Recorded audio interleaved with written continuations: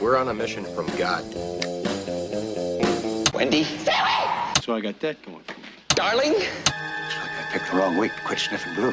Light of my life.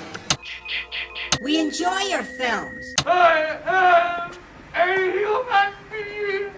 I thought they smelled bad on the outside.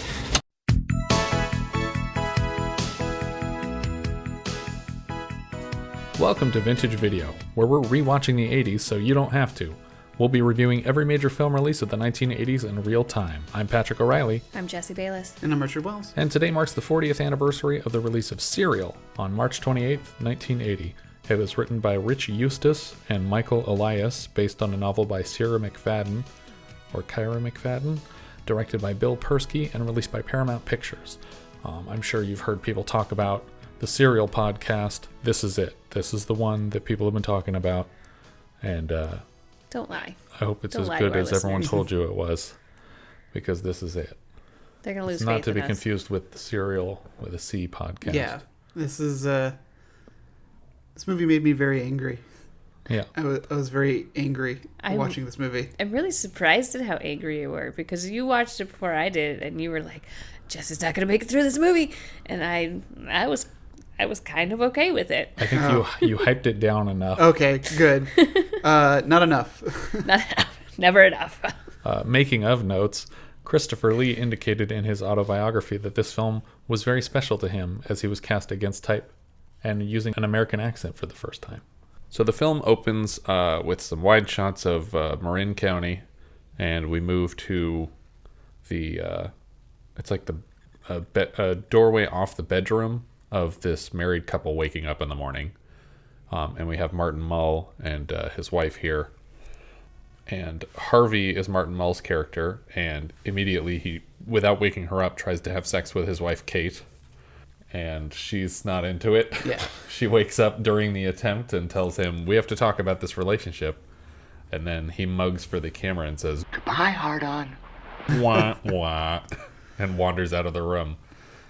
A friend of Harvey, Sam, is waking up at the same time, morning, obviously, in another bedroom in Marin County, and goes to the bathroom to freshen up. He washes his face. He splashes himself with all sorts of products. But by the time he gets back to the bedroom, his wife Angela is gone, and the bed is completely made.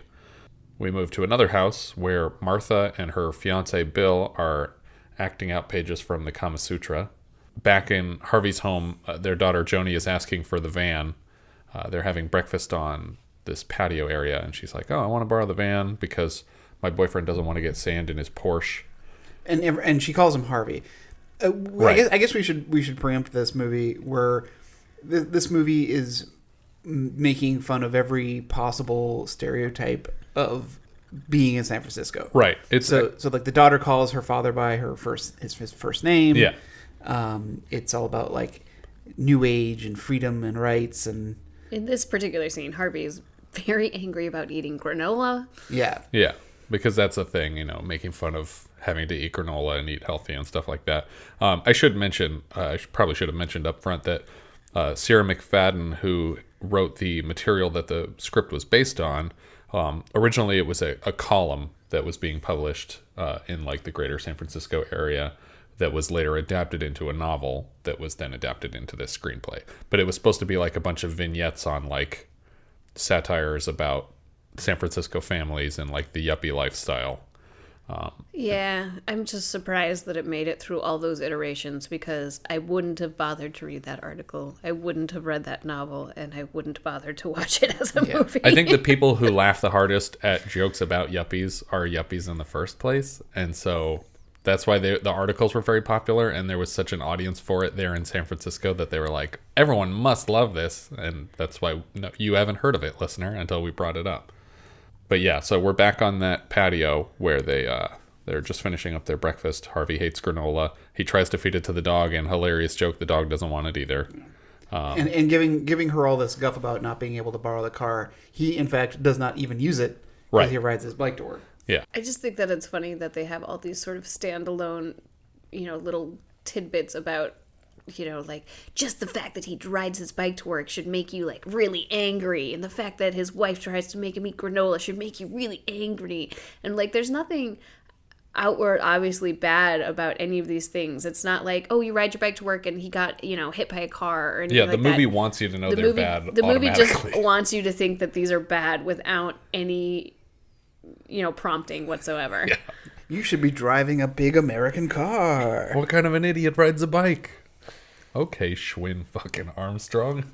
Who asked you to drive a bike? It's from 40-Year-Old Virgin. When he's riding to work, we're getting the theme song of the movie. It's a changing world we're living in. It's funny because at the same time as this is supposed to be mocking oh God, everything's changing and for the worse, the voice in the song is but it's still fun. Don't worry, everything's gonna be okay. Trying to calm Martin Mull down as he rides his bike to work. Stokely is Martha's son. She was the Kama Sutra woman earlier, and he is sitting eating breakfast across from Maria, their housekeeper, and begging her to flash him. And after a while, she finally does it, and then says, "Now what are you going to do?" And he says, "I don't know. I've never gotten this far." What? What does that imply? What do you expect him to do? How much more is on the menu here? I was like, what is happening in this movie already? Yeah, this kid is 9, maybe? Right. I don't know, 10? But by the time she turns around and flashes him, the mom has already left the room. So either this kid, after this, went and told his mom what happened, or the housekeeper did. Yeah. Neither of which makes a lot of sense to me. Another character, Carol, we get out at a shopping center, and she's tricking a bag boy into her van. She's pretending she needs help, and then tries to rape him in the van immediately. It's I'm all. This is when I sent you a message. I'm 7 minutes in, and there's already been child sexual abuse and an attempted rape. Yeah. 2 attempted rapes, technically. And all of this is being played off like a wacky, sex-crazed Marin County residents. Get ready for this cast of characters. It's a changing world. Exactly. Leonard gets to work. Leonard is a psychologist, which is the end-all, be-all of yuppie culture. Yeah, and he's easily, of the villain of the story. Right. Oh, yeah. Although he's not, to my taste, he's not played up as enough of a villain considering what happens. But that's how they play all of these things that were supposed to be outraged. The granola is outrageous, the bike's outrageous, and he's a psychiatrist. Oh, no. And then immediately does cocaine when he gets into his office. Right. And that's supposed to be oh my God, that's so crazy. They do cocaine. And it's San Francisco in 1980.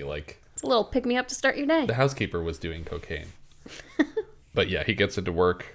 Harvey, as he's pulling into a parking lot, his bike chain breaks, and he sees Sam arriving at the same time and asks if he can throw his bike in the guy's trunk. Another 40-Year-Old Virgin reference. Hope you got a big enough trunk because I'm putting my bike in it. But he just happens to drive a boat of a car that has a huge trunk that fits the whole bike. Mm-hmm. And the two of them together get on the Harbor Emperor. They seem to be...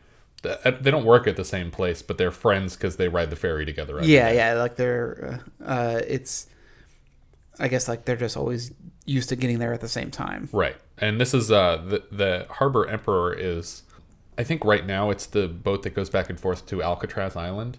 Okay. But, I don't think either of these gentlemen works at Alcatraz, so probably not the case at the time. It has a big statue of Emperor Norton on the front of it, which is a favorite historical figure of mine. Yeah. But it's also the ferry that they used in Ant-Man and the Wasp. Oh. When he's trying to steal the lab back from Walton Goggins' character. Angela is in her backyard now and yelling at some people that told her they could build a hot tub in a short amount of time before a wedding reception that's supposed to be happening. And they said, oh, yeah, well...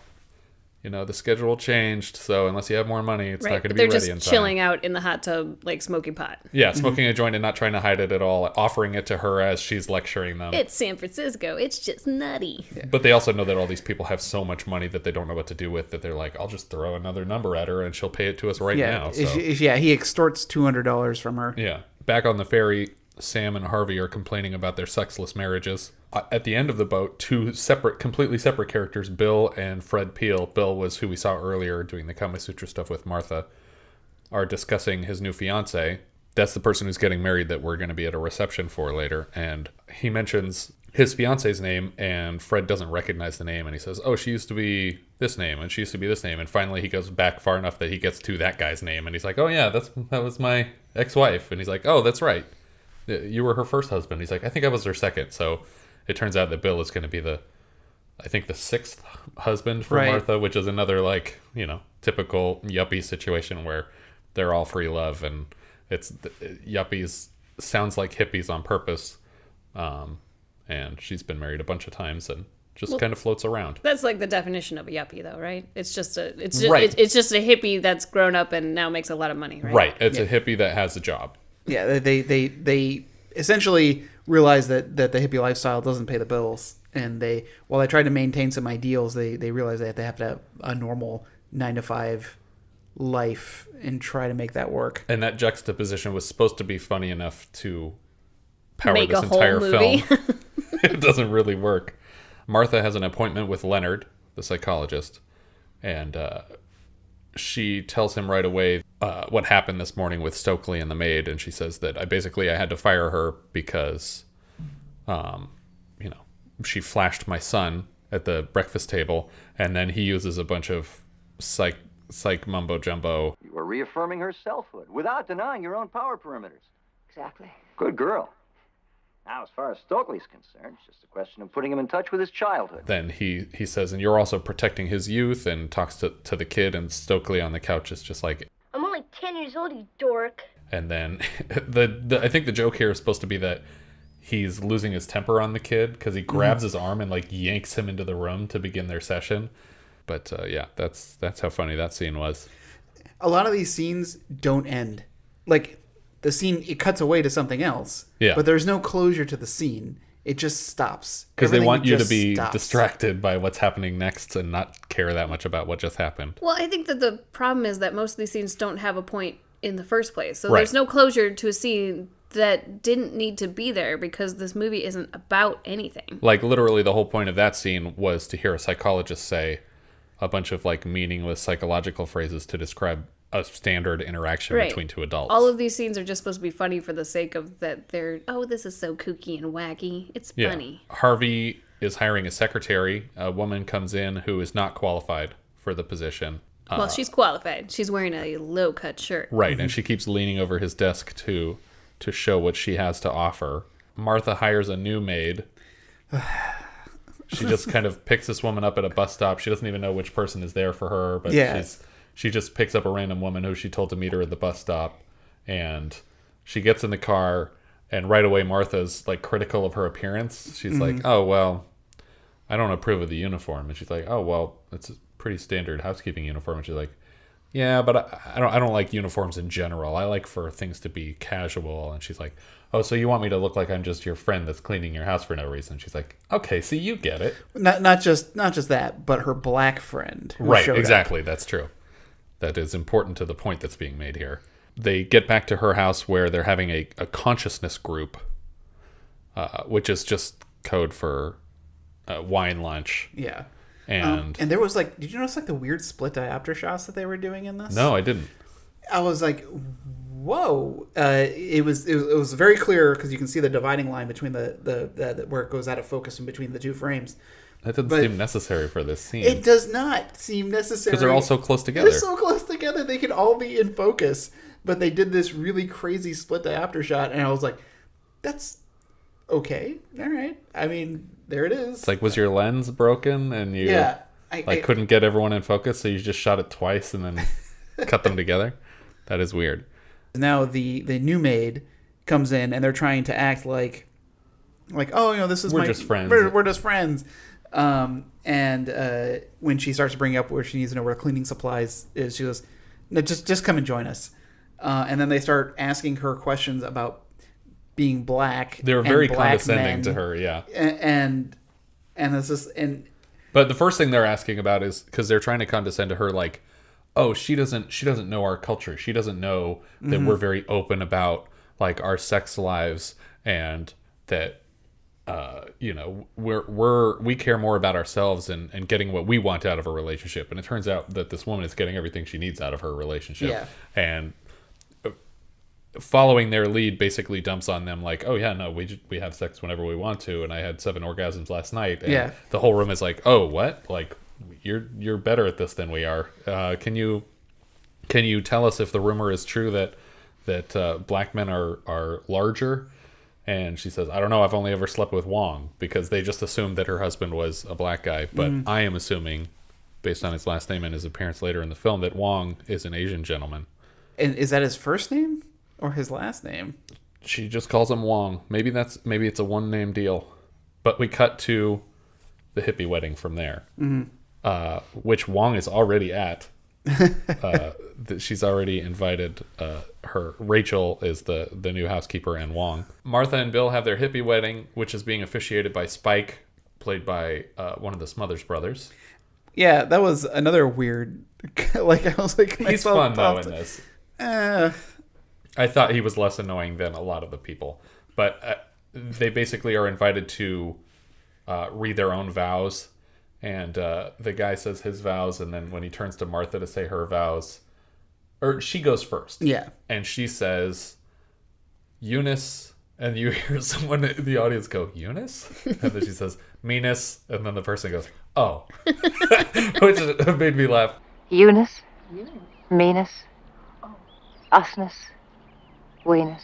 That like the same person was like, is there someone here that I don't know? Like, what is happening? Usness, Weenus. And she just keeps saying a bunch of weird made up words. And then Bill's half of the vows is like, I'm an asshole, and that's great, and everyone could just deal with me being an asshole. And then Bill and Martha and the person officiating this wedding, Spike, all do a 3-way kiss. And they kind of break up, and everyone starts walking back to their cars when suddenly a gay motorcycle gang attacks. Yeah. Who are they? Weekend freaks. Nah, they're gay. Homos? Yeah, well, no. During the week, they're completely normal. But on weekends, they dress up like Hell's Angels and listen to a lot of Judy Garland records. That's it? And they beat the shit out of people who offend them. You mean no decorated Joan? No. And their leader is, in particular, after the Smothers brother. Yeah, he's trying to get to Spike. Skull is the leader of the Weekend Freaks. Skull. So I don't think it's clear what exactly he's planning to do when he gets to Spike. Yeah, because they even make the point here. They're like, "Oh, so Spike is gay." I was curious, and he's like, "No, he's not gay." And then they're like, "Oh, that's even funnier." And so it's is like, this another like funny. attempted rape thing? Yeah. Is this another funny rape joke? It's another hilarious rape joke. And we move to the reception at Sam and Angela's place.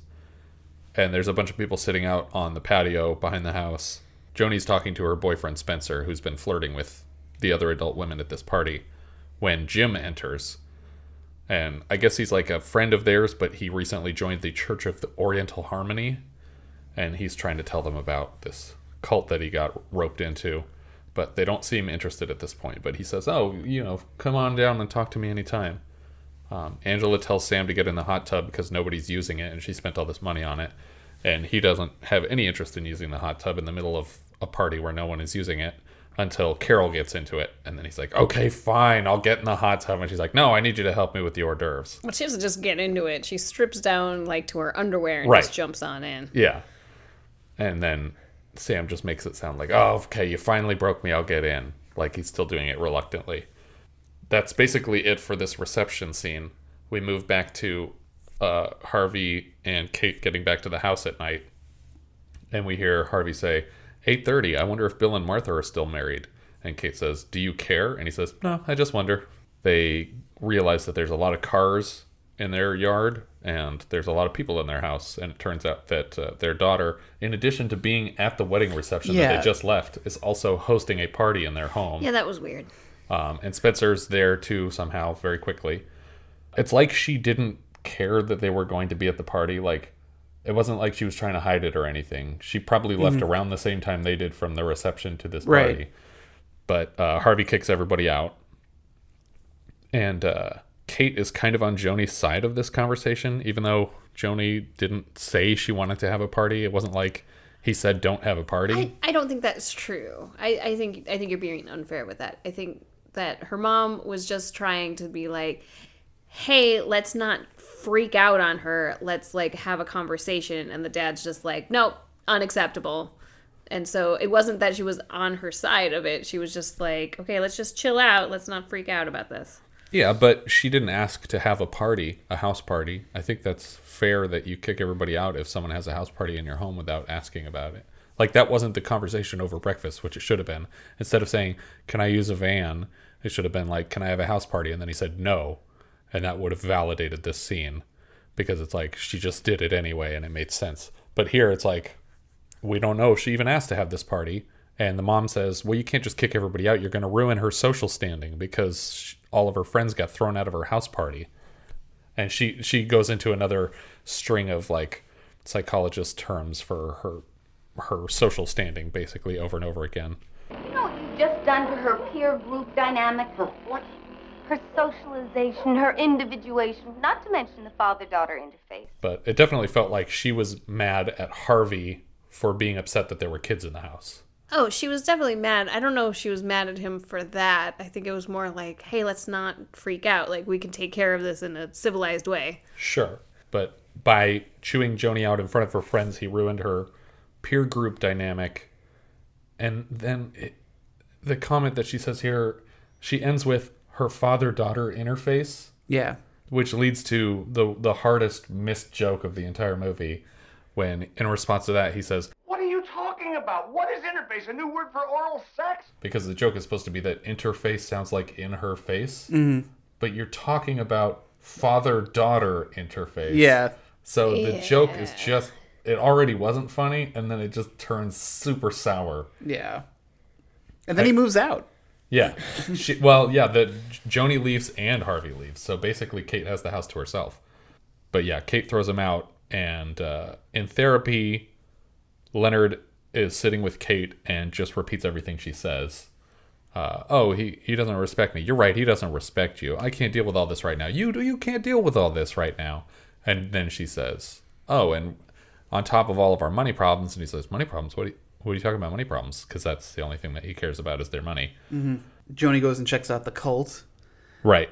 And she feels like it's the thing that she's missing because all they do is say, I love you. Yeah. Over and over again. Harvey interviews for a new job. Because he got thrown out, he decides he needs more money to survive because he's not sharing a house with his wife anymore. So he interviews with Luckman, played by Christopher Lee. And Christopher Lee basically tells him, I noticed in your paperwork you're making $52,000 a year. That's pretty impressive. And he says, no, that's what I think I should be making. That's not what I'm making right now. And he's like, what are you making at Wells Fargo? And he says like 32,000 or something like that, which according to of the time, their standard was if you're making less than your age, then you're a loser. Mm-hmm. And because he's older than 32 and he's only making $32,000, then he is a loser. $32,000 in San Francisco in 1980 still actually sounds kind of low, but yeah, no, I don't disagree. Yeah. But yeah, then Joni goes to visit the Church of Oriental Harmony, but then we have this magnificent scene on the docks. They don't talk about anything. Nothing happens. Yeah, they just get day drunk again. Yeah. You know what? I just want to experience me, relate to me, just be me. You gotta be you. Because you're you. And you gotta be. If you're not gonna be you, who is gonna be you? Right? Right. This is the point where I was starting to boil over for this movie. Yeah. I was like, none of these scenes have anything happening. Did he get the job in the last scene? Did he not get the job? What is happening? Nothing. I feel like Sally Kellerman plays this character a lot in different movies. This is closer to her Hot Lips or her Back to School character, not as much the mom from Fox's. Well, this is like her second half of the Hot Lips character, not the first half of the Hot Lips character. But she's like, our children are through us, not of us. No shoulds and no oughts. And she's like, you know what? I need to find out. I get more in touch with myself and figure out who I am, because they're both sloshed at like 2 p.m. And she says, you're giving me a woman who knows what she wants because she knows where she's been. They're just not making any sense back and forth. But I think the whole joke, the hilarious joke of the scene is like female empowerment is just girls getting drunk together and saying meaningless things back and forth. Hilarious. Yeah. Back on the Harbor Emperor, Harvey hits on his new secretary. He hired the woman who was unqualified for the job. I did like that one line though when she's about to leave his office and she's like, "Oh well, good luck with your secretary." And then he says, You know, Stella, I seldom speak more than 40 words a minute. she can't type very fast, but it doesn't matter because he speaks slowly. But now that he's broken up with his wife, he's like, "Oh well, I'm free to hit on this secretary." Overtly, aside from just hiring her for her boobs in the first place. Mm-hmm. And she says, well, no. She would prefer that he was married because then there'd be no commitment. Right, yes. So to test him, she invites him to an orgy, and he takes a second to respond and chugs a big glass of liquor because they're serving alcohol on this boat. And then he says my favorite line in the whole movie. And she says, "So are you gonna be there?" And he says, I'll come. In fact, I came when you invited me. He's very flustered and like talks over the line after that, but it made me laugh pretty hard. I noticed also in this scene there's a helicopter in the background that I think is probably the helicopter getting the wide shots of the boat for this movie. Mm. We move to a scene where Leonard, the psychiatrist, and Stokely are playing Clue, which is funny to me because Martin Mull played Colonel Mustard in the movie Clue. Or Will. Yeah, Will, after this film. And here Leonard is falsely accusing Colonel Mustard of having committed the crime. He gets it wrong, and Stokely says, "Oh no, you're wrong, so you lose." And he's like, "Well, no, hold on. It's there's no losing and winning. We're just playing a game, and we're all enjoying life." And, I wasn't wrong. I was mistaken. Yeah, which is it's just a synonym, but he's pretending that it means a different thing. And then we get into this nice little conversation about the doll, Gay Bruce. Yeah. Basically, the reason that Stokely is here with Leonard now is because Martha's worried that Stokely hates gay people, and she doesn't know why. And when the psychologist is talking to him, he says, "Oh, what happened to Gay Bruce? I gave you a doll called Gay Bruce, and it's going to help you like gay people more." Mm-hmm. And he says, "Oh, I killed him because he was gay." No, that's not what he says. Right, that's the podcast safe version of what he says. He uses a term. And, So is the point of this scene that it's just hilarious that the psychiatrist and the mother think it's wrong to hate gay people? Like, is it really funny that, like, we're trying to fix the kid who's hating gay people? I don't understand. What I was hoping would happen is that the rest of this movie would be, like, dumb jokes until the last scene where it turns out Stokely actually murdered a gay person, and it gets super dark all of a sudden. But instead, it's just played as a one-time joke, and we never hear from this character again for the whole rest of the movie. Nope. I mean, Stokely's in it a little bit, but like there's no furthering of this particular string of the plot. It never comes back. It's just supposed to be like, oh, because he lives in San Francisco, that makes sense. He probably hates gay people because they're all over the place over there. How could anyone stand them? And then he dumps hot coffee in the psychologist's lap.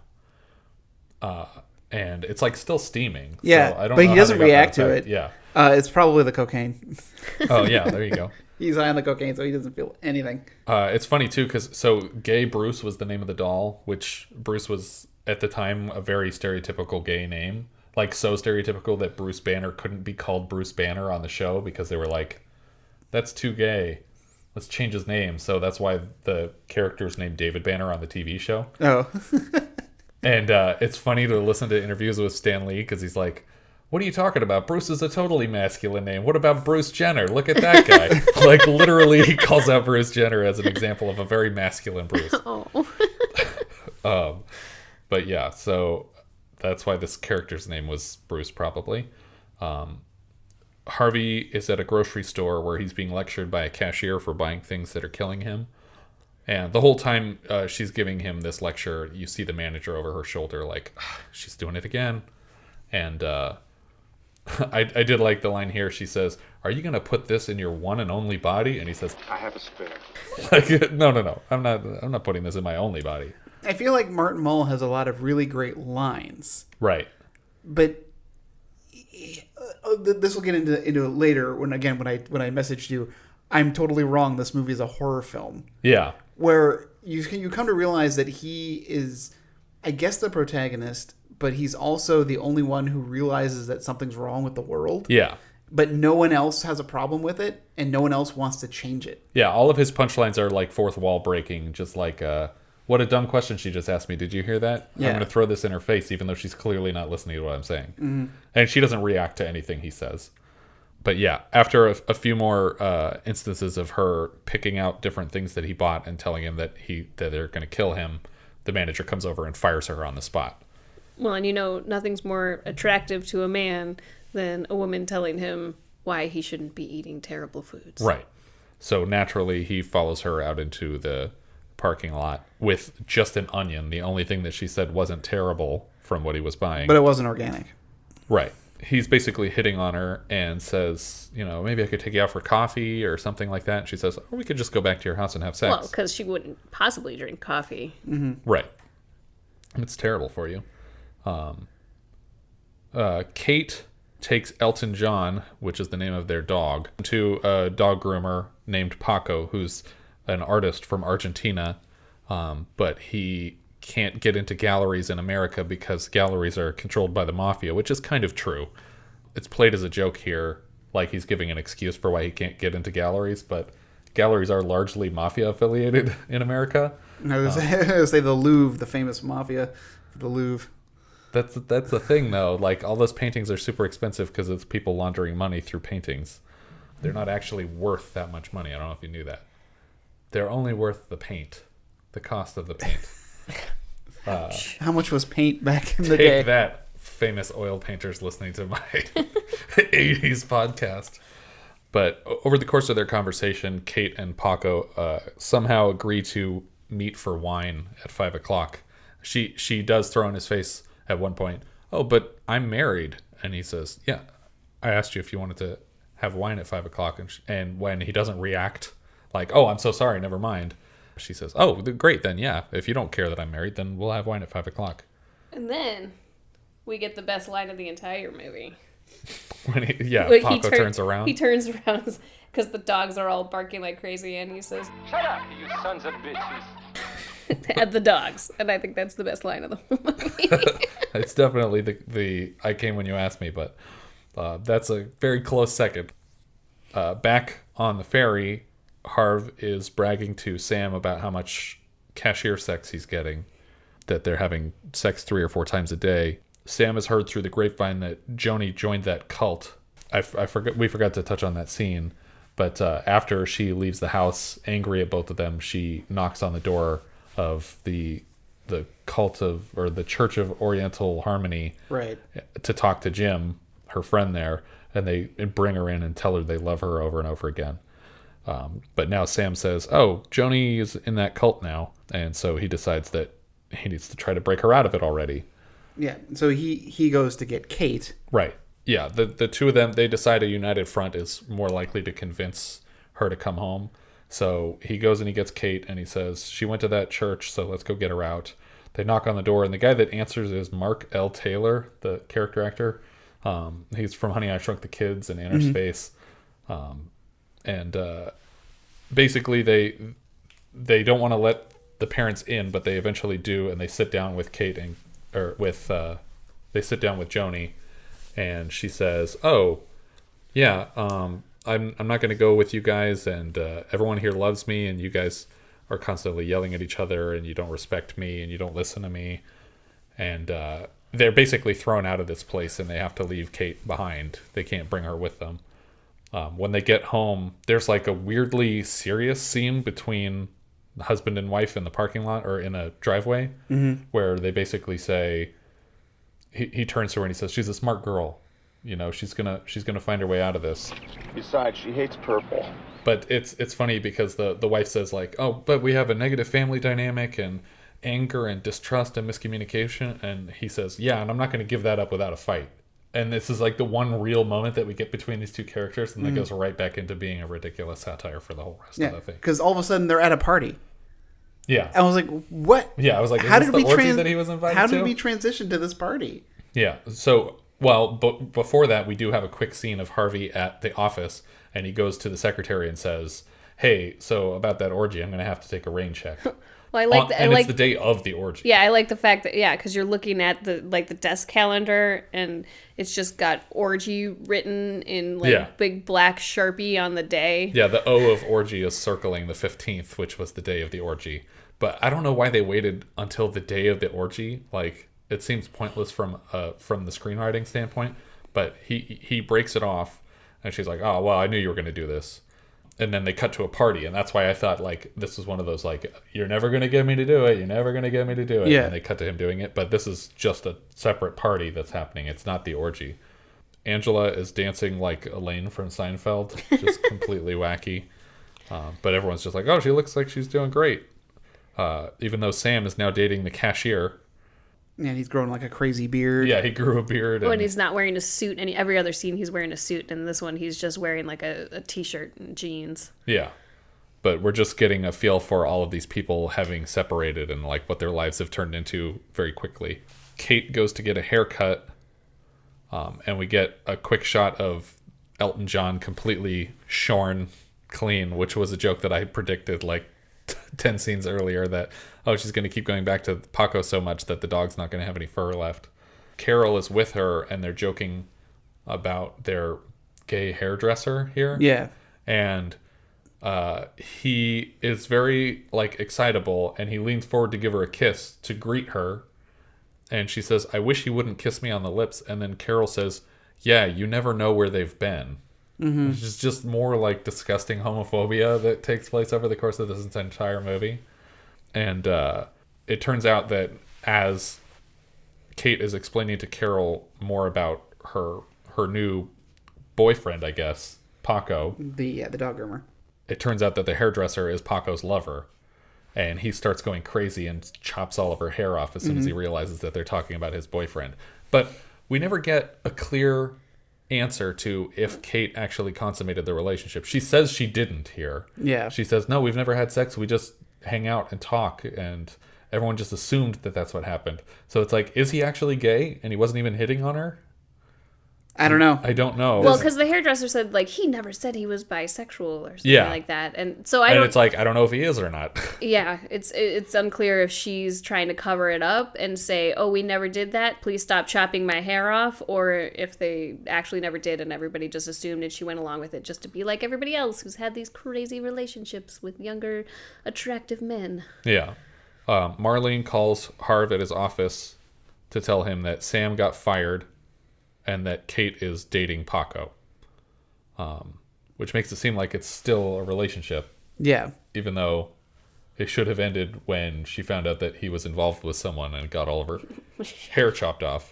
When she found out that he was with her hairdresser. Right. So Harv remakes the orgy date in anger because of what happened. We cut to a bar where everyone's just naked in a bar. Mm-hmm. And there's like 3 stories to this building. So there's a bar floor, and then there's the downstairs is the orgy floor. Yeah, which is just a pit of people. Yeah. A pit of bodies. And this is when you made the comment that you don't think that actual orgies are like they are in movies, which I thought was pretty amusing. Like they're probably not this attractive. They're not all by skinny, and large. attractive women just rolling around on the floor. But yeah, when he walks up to the bar, and his secretary walks up next to him, and he orders a drink, and the bartender tries to throw it down the bar for him, and he doesn't put his hand out to catch it or anything, and it just falls on the ground and breaks, and the bartender's like, first time, I'll bring it to you. Does that mean that this place just has orgies every night? I guess, yeah. So Carol spots... Yeah. Carol's at the orgy, and she spots Harvey. Well, yeah, once Harvey heads downstairs into the actual festivities, and he's like tiptoeing over a bunch of naked bodies to get to his secretary, that's when we pan across the room to Carol leaning up from a bunch of naked people and going, oh, Harvey's here. Well, at least she found a better outlet for what she wants than, trying to rape bag boys. Yes, that's true. Kate moves into this weird shared building care place. Yeah. The guy that greets her at the door is like, oh, I'm not going to help you with your bags because that would be sexist, so come on up. He feels like Brett Gelman and David Cross had a baby. Yeah. And Harvey sees Joni with her cult when he's waiting for the ferry the next day. And they try to get each other's attention, but then the cult kind of swarms around Joni and rushes her off so they can't see each other. And all that's left are the flowers that they've been selling. Yeah, and again, this is where I start to get like these weird horror vibes. You're like, oh God, what's happening to this kid? This movie is... Because from here, he goes to try to talk to Kate. Right. At the commune. Not a commune, but it's like... It's like a place for like-minded people, and they're in a middle of a meeting. Like a it's a house meeting. Yeah. And Kate just walks away when Harvey tries to talk to her and locks herself in her room, and he's trying to talk to her through the door, and then it just cuts away. Yeah. I was watching this and like groaning this whole time, like my niece was in the other room. I go, that scene had no end. That scene did not end. It just stopped. It's just where you can tell where each section of this column ended when it was still in newspaper form, and that was the end of that one. Harvey talks to Sam on the Harbor Emperor, and he's just super, super depressed. His beard is gone. He's broken it off with Marlene. And he's on Quaaludes. Yeah, he's back in his suit again. He's no longer a hippie. He's in the suit. He's on his way to work. Leonard gave him a bunch of Quaaludes to calm him down. And Bill is also on the boat, and he's like, oh yeah, Sam looks like he's doing so much better. And he's like, better? Are you kidding? Have you seen? And he gestures to where Sam was just standing, and there's just his bag is on the boat, and he clearly just jumped over the side. We cut immediately to Sam's funeral because he has successfully committed suicide by jumping off of this ferry. Mm-hmm. I don't quite understand how somebody commits suicide by jumping off of a ferry. Well, I guess you drown. Yeah. Yeah, I guess if you not everybody can swim. I guess. I guess that's the assumption, but it's a slow-moving boat. Right, but he's also on a bunch of Quaaludes. I guess. Yeah, he probably didn't even try to swim. He just sank like a stone. Yeah. But we have a funeral that's being overseen by like a Native American doing a chant. Yeah, they're doing like a drum circle. And everybody's acting like this is just par for the course until Harvey loses his patience with the ceremony and reminds everyone that it was a suicide because they're acting like it was an accident. Yeah. Well, and not only was it a suicide, but Sam would hate all of this. Like, right. Sam was not on board with all of the hippy-dippy stuff. Yeah, and they're all acting like, oh no, well, it's a terrible accident that happened, but he had a good life. And it's like, he's like, Sam probably loved Angela. He probably loved his wife. He probably loved Marlene too. And she starts crying. But everyone thinks that he's the crazy one. Right. And this is what's so troubling with this movie for me. But even as Harvey is like lecturing them all, like Leonard is literally in that moment trying to hand him Quaaludes. Like, yeah. Take this, that will fix you. And it's like, you murdered this guy. You're a murderer. They make such light of like mental health and mental health issues. Yeah. Too much of it is played as a punchline. And it's like, these are real things that are happening. It's actually worse now than it was when this movie came out. Like, we didn't have the opioid crisis that were just killing all of these people. But the bikers end up showing up. The weekend freaks arrive. Mm-hmm. Once again after Spike. Yes. And they because they invited Spike to this ceremony. He drew Skull and the boys out. And they interrupt the funeral, and in a scuffle, Skull's helmet is knocked off to reveal that it's Luckman, the guy that Harv had interviewed with for the job. That's basically the end of that scene. Yeah. Is when they reveal that it's Luckman there. Yeah. He's like, oh, hello, Harvey. Yeah, like Christopher Lee says, I can explain all of this. Like, yeah.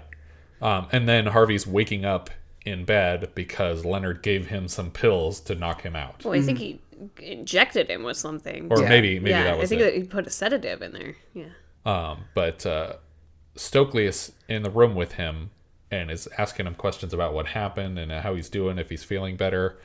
And he says, basically what the point that you've been making, he spells it out and says, in an insane society, the sane man must appear insane. And he's like, oh, that's a really great line. Where'd you hear that? And he's like, it's from Star Trek. Mm-hmm. And he's like, oh, man, I miss that show. Because this is like before The Next Generation, but after the 3 years of the original series. So the punk kid has the words of wisdom here. Yes.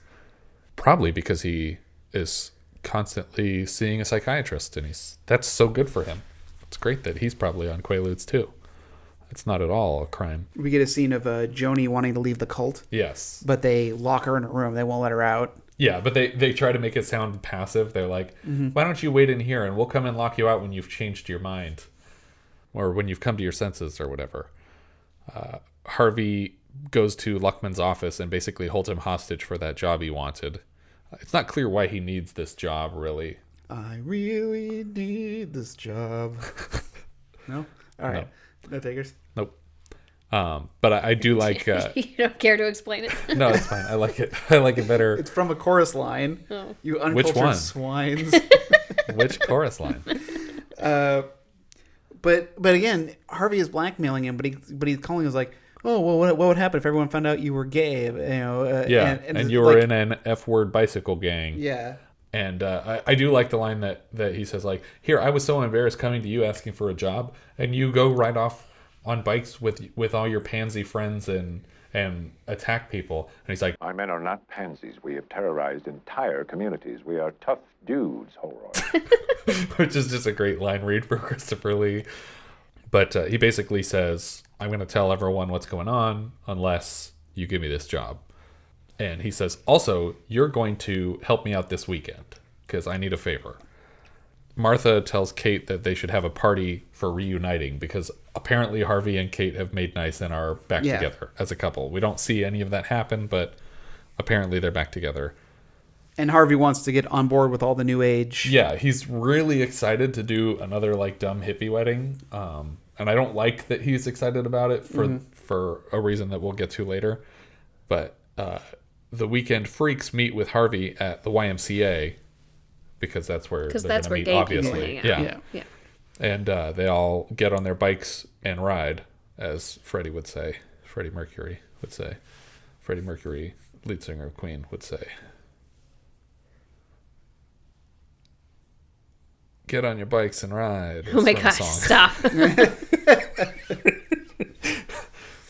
They go to the house, this big purple house where the cult is, and he knocks on the door and says, hey, I want my daughter back. And they're like, oh yeah, your daughter said she never wants to see you again. Bye. And he's like, all right, well, we're coming in, so get ready. And they start animal housing this place. They just start driving their bikes up the stairs and through walls and punching holes in everything. Yeah, Luckman's like, is this one her? No. Is this one her? They're all wearing purple jumpsuits, and yeah, he's never seen this woman in his life. And when Harvey makes it up to the room that she was locked in, she's tearing her sheets to tie them together so that she can climb out the window. And he's like, you're coming with me. And she's like, why do you think I'm tearing these sheets? I was trying to escape anyway. And he's like, I don't want to hear it. I don't want to argue with you anymore. You're coming with me, and I'm going to be your father, and you're going to be my daughter, and you're going to listen to everything I say. And she's like, God, Harv, you're so gross. Which I thought was actually kind of a funny line from her. That's just like, well, I love you even though you're a terrible person. It's fine. Downstairs, one of the cult members tells Luckman that he's like, I love you, because they say that to everybody all the time. Yeah. But Luckman's like, that's very easy to say, but can you prove it? Are you willing to prove it? The gang shows up at this hippie wedding ceremony. Well, they make their getaway from the house. Right. And Luckman's got that cult member. Right, he brought him. Yeah, he's going with him. He's given up on Spike. He's accepted the love of this random cult member. And they show up at the ceremony. They have that cult member, they have Joni, they have Harvey, and the last scene here feels the most wrongheaded of the whole thing. Like, they say a lot of terrible stuff the whole time, but they completely defeat the point of the movie here. Because they go and they have this ceremony, and even though it was Harvey's idea and he's the one who brought everyone together to do this, like, he just starts shitting on the ceremony immediately and saying that the guy running it is an asshole, even though he's doing it as a favor to him. Well, it's not a favor because he's paying him. Yeah, because Harvey's gonna have the check, right?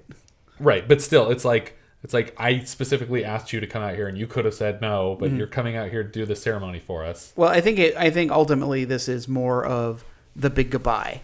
Like, I'm yelling at you because we're leaving and we're never coming back. You guys are all a-holes. We're done with this whole life, and goodbye. Yeah, but the whole point of the movie seems to be like, just have a traditional marriage. That's like how this whole scene reads. It's just like, just be normal and get married and say the things that people say at a wedding when they get married, and don't be different than anyone else. Don't be gay. Yeah, don't be gay. Don't celebrate free love. Don't respect the freedoms of your partner. Just get married and do everything that your partner says to do until you both die, because that's what weddings are.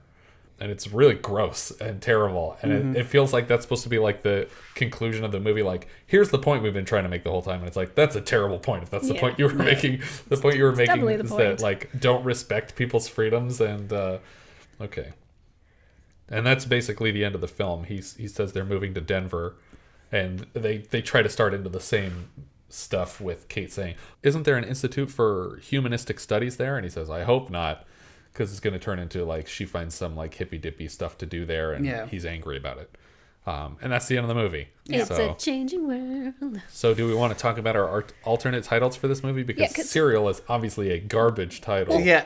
Why is it called Serial, though? Because I have no clue. The book was called Serial. Okay, why was the book called Serial? Well, it's called Serial, like something... A Year in the Life of Marin County or something. Yeah, like... Marin County. Oh, like it's an actual serial publication. Right. That has nothing to do with this movie. It doesn't even have anything to do with the book, because the book was a book, not a series of articles. Yeah. Like, it makes sense to call the column Serial, maybe, but you could call every column Serial by the same logic.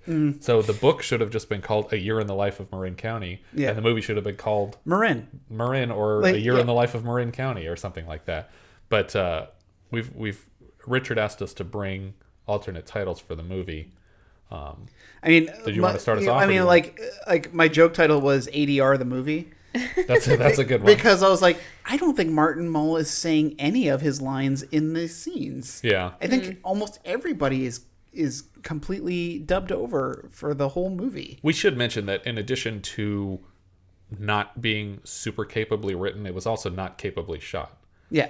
It was very sloppy all over the place, and we've complained about the editing enough over the course of this podcast that they just jump from scene to scene randomly and seeming without focus. You can't edit something written like this. Yeah. There was no saving it. But that was just like San Francisco, the movie. Yeah. Like it's just playing on all of these stereotypes of San Francisco. And it just... Also, coming from our perspective in the future, these jokes have been done to death 100,000 times. So that hurts the movie a lot, too, because maybe they were fresh jokes at the time. Maybe this is the first time some of these jokes were made. Maybe everyone pretended they liked granola until this movie premiered. This is the movie that killed the granola market. Yeah. What did you have? Well, I thought it needed something to go along with that jaunty tune at the beginning, so I would have called it "It's a Changing World." That was one of my options, A Changing World. Yeah, my alternative title was just called "Damn Yuppies." That's I like it. More to the point of the film. Great. Another title that I had was Last Married Couple 2. Because it's basically the same dumb stuff. Is it the number 2 or is it TOO? TOO, of course. No, just TO. I went Dumb and Dumber with it because this movie's stupid. It was directed by Bill Persky. This is Bill Persky. Bill Brasky. It was directed by Bill Brasky. Bill Persky. This was his only feature. He wrote...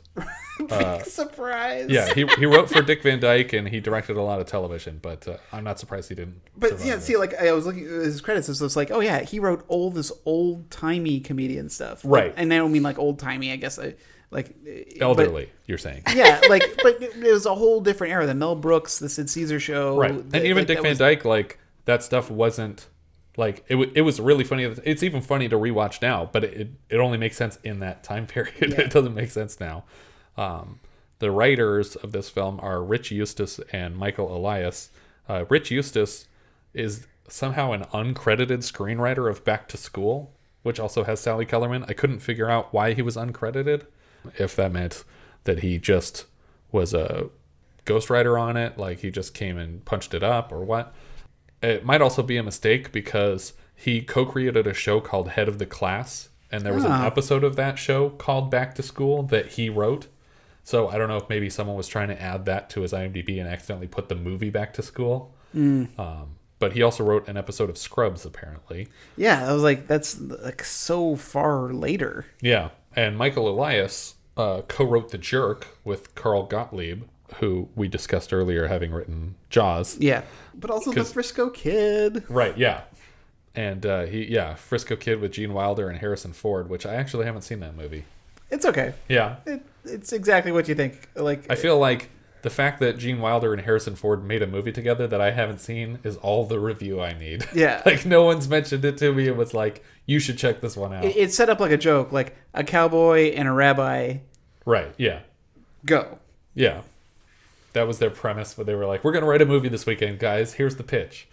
Martin Mull was Harvey. Obviously, we already mentioned he was Colonel Mustard in Clue.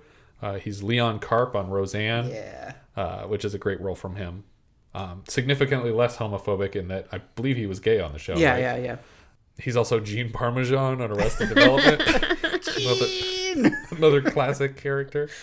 He was present-day Doug Kenny in A Futile and Stupid Gesture, which is a great movie. You can check it out on Netflix.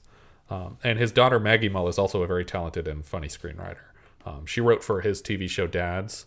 That it was Seth Green and somebody were on the show. I forget now who the cast was. But Martin Mull played one of their dads, and she's funny. The tweet I always think of, because she has a really funny Twitter account, was she was buying a pack of condoms, and the person at the liquor store was like, "Oh, do you want a bag for these?" And she's like, "No, I'm just going to eat them on the way home." The joke always makes me laugh. Tuesday Weld played Kate. She was Carol in Once Upon a Time in America. Not a lot of other stuff that I recognize. Yeah. Sally Kellerman we obviously had in Foxes as Jodie Foster's mother, and in MASH as Hot Lips Houlihan. And she will be in the future in Back to School with Rodney Dangerfield. Potentially written by one of the people from this, but who knows.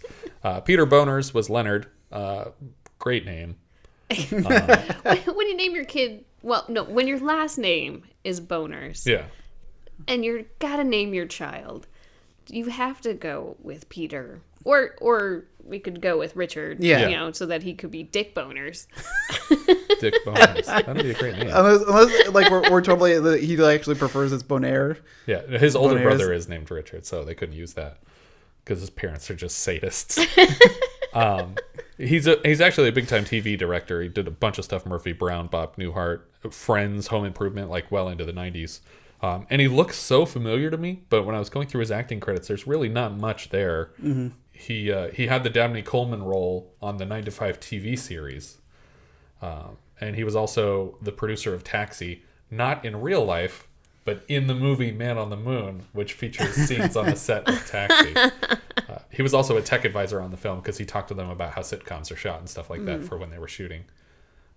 Christopher Lee here as Luckman Skull. Yeah. Obviously, people know him as the voice of Saruman from Lego The Hobbit, the video game. That's the only credit I recognized him from.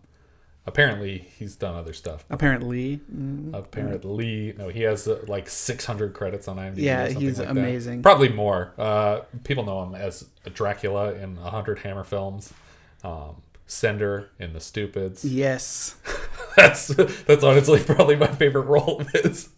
Where the joke is that Tom Arnold sees Return to Sender and he's like, "Who is this Sender person stealing everyone's mail?" And they cut to Christopher Lee as just like this like satanic creature in this like underworld with flames and like throwing people's mail into the flames. Yeah, he's just like, "If you still love me, tie a yellow ribbon around the old oak tree. Oh, the only thing that will be hanging from that tree is you." And then he throws it in the fire. It's so great. The Stupids, check it out. It's John Landis' second best movie of all time. Maybe third. Tom Smothers obviously was Spike. He's half of the Smothers Brothers. And he's also Don Beeman in Get to Know Your Rabbit, movie I always think of when I think of him. They used to play the trailer of the New Beverly all the time. But it's just a comedy about a guy who like throws his life away and decides he wants to be a magician. And it looks super funny. I haven't watched it yet, so I'll have to get back to you guys on that. Is this worth watching, Jess? No. Richard? No. Yeah, I think that's a threefer on this one. Letterboxd rank. It's low. I already know where. Oh my gosh! Yeah. Well, yeah. That's exciting. We have a new number 2 spot from the bottom. From the bottom. Wow, you really hated Caligula. Is that still at the bottom? Still on the bottom. Wow. So Forbidden Zone gets knocked up a bunch by one. Caligula does not get knocked up. Oddly enough, even though there were a live birth. Several live births on set. Yeah, so this is my new number 2 spot. Okay, number 2 from the bottom for Richard. So this does not surpass the Windows threshold, so it's down there near the bottom. I would put it...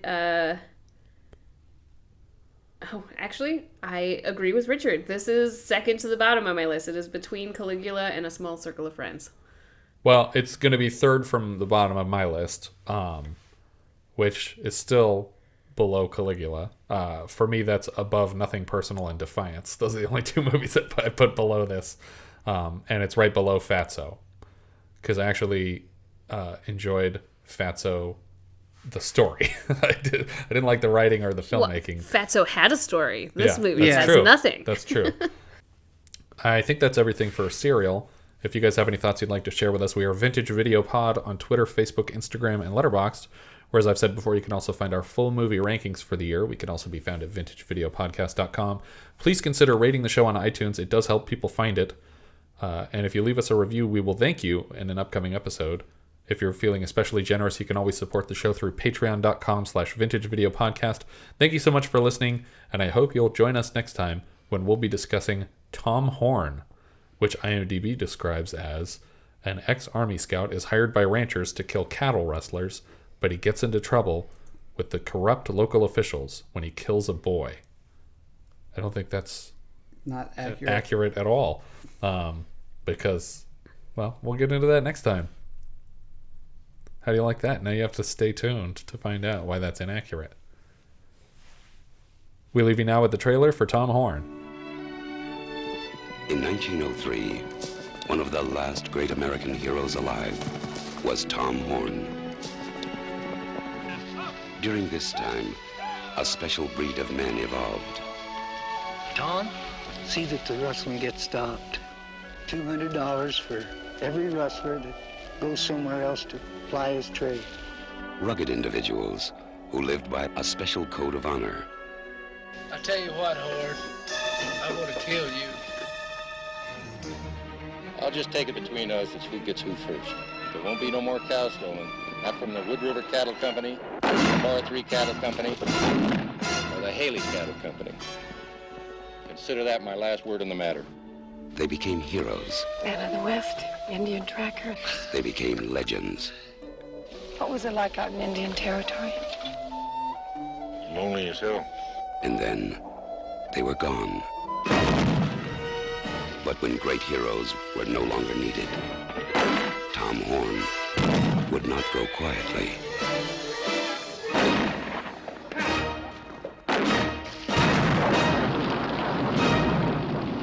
Steve McQueen is Tom Horne, who became a legend.